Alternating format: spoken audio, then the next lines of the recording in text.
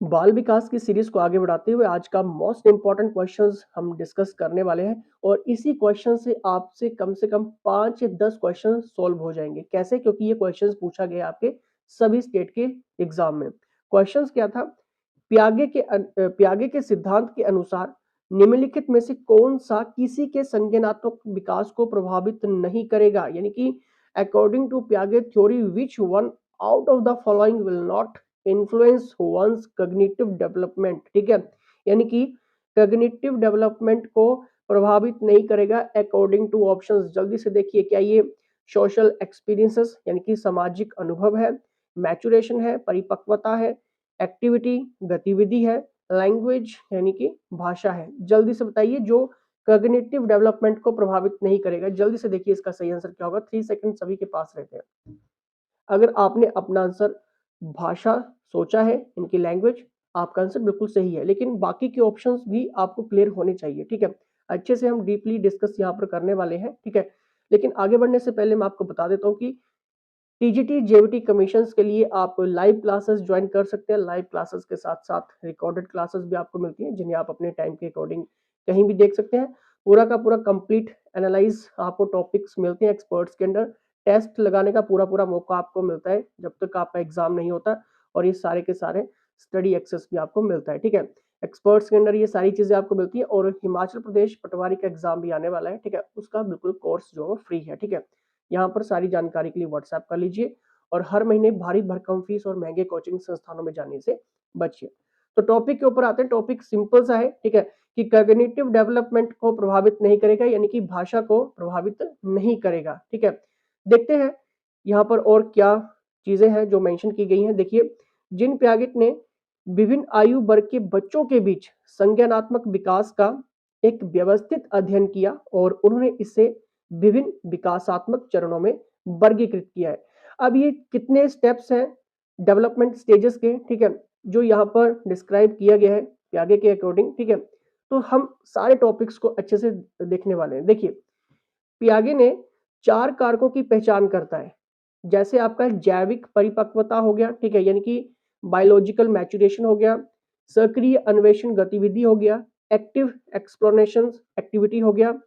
Third आपका है सामाजिक अनुभव यानी कि सोशल एक्सपीरियंसेस, और फोर्थ आपका हो गया संतुलन यानी कि इक्विलाइब्रेशन। ठीक है, तो ये 4 है जो किसी के संज्ञानात्मक विकास को प्रभावित करते हैं। ठीक है, तो ये पॉइंट्स आपने याद रख लेने हैं। अगर क्वेश्चंस कहीं से बनता है तो आपके पास आंसर होना ही चाहिए। ठीक है, अब यहाँ पर हम ऑप्शंस को अच्छे से डिस्कस करते हैं। देखिए, जैविक परिपक्वता यानी कि बायोलॉजिकल मैचुरेशन। देखिए, जैविक परिपक्वता उन जैविक परिवर्तनों को सामने लाने की प्रक्रिया है जो अनुवांशिक रूप से क्रमादेशित होते हैं और इसलिए सोच को प्रभावित करने वाला सबसे महत्वपूर्ण कारक है। माता पिता और शिक्षकों का संज्ञानात्मक विकास यानी कि कॉग्निटिव डेवलपमेंट के इस पहलू पर बहुत कम प्रभाव पड़ता है, सिवाय ये सुनिश्चित करने के लिए कि बच्चों को स्वस्थ रहने के लिए आवश्यक पोषण यानी कि नरिशमेंट और देखभाल मिले उन्हें। ठीक है, तो देखिए, जैविक परिपक्वता का अगर आपको बुक्स में आपको बहुत सारी लंबी चौड़ी आपको डेफिनेशंस पढ़ने को मिलती है, लेकिन इसमें आपका कंप्लीट हो गया। ठीक है, अब यहाँ पर हम बात करेंगे एक्टिविटी की यानी कि गतिविधि की। ठीक है, देखिए, ये स्वीकार किया जाता है कि वस्तुओं को आपस में जोड़े बिना ज्ञान का विकास नहीं हो सकता है। पर्यावरण के भीतर कोई व्यक्ति पर्यावरण में वस्तुओं की निष्क्रिय नकल करके नहीं, बल्कि उन पर कार्य करके ज्ञान प्राप्त करता है। उदाहरण के लिए, जब बच्चा वस्तुओं के अवधारणात्मक गुणों, उनके वजन, हार्नेस के रंगों पर ध्यान देकर सीखता है, तो ये शारीरिक अनुभव या प्रत्यक्ष जानकारी बताता है। ठीक है, तो यहाँ पर आपका हो गया एक्टिविटी। ठीक है, इंग्लिश और हिंदी दोनों में है ताकि प्रॉब्लम आपको समझने में बिल्कुल भी ना हो।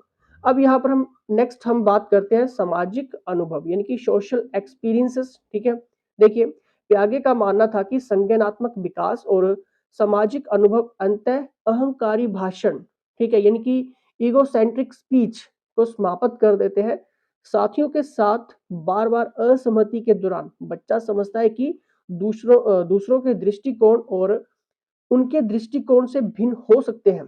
परिणाम स्वरूप उनकी अकेंद्रित वाणी में गिरावट आती है, यानी कि उनकी जो ईगोसेंट्रिक स्पीच है वो डिक्लाइंस होती हैं, ठीक है, और सामाजिक वाणी विकसित होती है, सोशल स्पीच जो वो डेवलप्स होती हैं, ठीक है।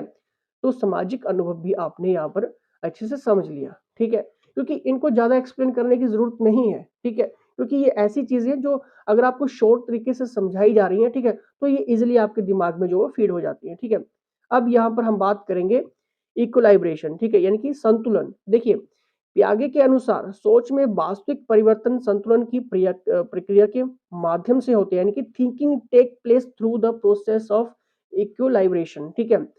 संतुलन की खोज का कार्य संक्षेप में संतुलन की प्रक्रिया इस तरह काम करती है। देखिए कैसे काम करेगी ये, यदि हम किसी घटना या स्थिति पर एक विशेष स्कीम यानी कि ढांचा लागू करते हैं और स्कीम ढांचा काम करती है तो संतुलन जो वो मौजूद होता है, यानी कि इक्विलाइब्रेशन जो वो मौजूद होता है। यदि स्कीम ढांचा संतोषजनक परिणाम नहीं देती है या बच्चे की दुनिया को समझने के लिए अपर्याप्त है तो वहां पर असंतुलन मौजूद होता है और हम असहज हो जाते हैं, यानी कि अनकंफर्टेबल वहां पर होते हैं, ठीक है। तो ये आपका संतुलन, ठीक है। देखिए इस प्रकार जैविक परिपक्वता यानी कि maturation, biological maturation, activity, social experiences, गतिविधि, सामाजिक अनुभव और संतुलन सभी मिलाकर संज्ञानात्मक विकास को प्रभावित करते हैं। बस याद रखो ये जो मैंने वर्ड्स आपको बताए ये रट लो, ठीक है।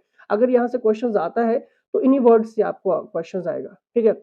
इसलिए प्यागे के अनुसार भाषा किसी के संज्ञानात्मक विकास को प्रभावित नहीं करेगी, ठीक है। कुछ हिंट आपको यहाँ पर देना चाहूंगा ताकि और आपकी क्लैरिटी ऑफ क्लैरिफिकेशन जो हो सके। देखिए प्यागे का मानना था कि संज्ञानात्मक विकास भाषा से स्वतंत्र है और विचार भाषा को निर्धारित करता है। क्लियर?